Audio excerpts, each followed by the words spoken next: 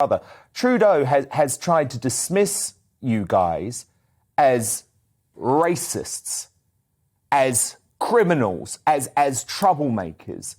What is the Prime Minister of Canada trying to do here? It's so divisive.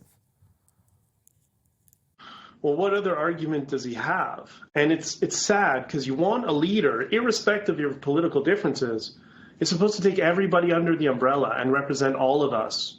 And he's done the complete opposite. It's just constant doubling down on division. And it's really disheartening to the point where even people from his own base are starting to think, you know what, maybe this guy was a mistake and he doesn't get it, because his history is full of examples of what happens when a leader starts to malign its people and divide its people, and it can get very, very dangerous. Canadians are a very peaceful people, except for when we're playing hockey. But otherwise, we're very peaceful.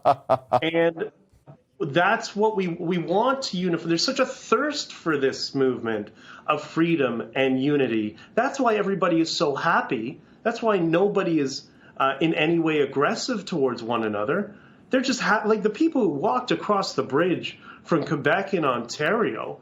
They were under some of the most authoritarian restrictions in the Western Hemisphere. The fact that they could just come outside and not be harassed by the police, that was enough to put a smile on their face for an entire week. No, indeed, I can't believe what's been going on in Canada. I think the restrictions are just completely despicable. Benjamin, can I just get the latest on what is actually happening in Ottawa? Because from what I'm hearing, there is still a few hundred truckers who are remaining in place. The authorities are trying to confiscate fuel, but members of the public are secretly being able to provide the truckers more fuel. Is that right? So can you just explain to me what's happening in Ottawa and what's the plan? Okay, well, it's much more than a few hundred trucks, that's for sure. If you can see that long line along Wellington and all the peripheral streets, there's thousands of trucks. Amazing. And then there's thousands of trucks off-site on farmlands parked, ready to go for shift duty to take over if this goes on for months and months.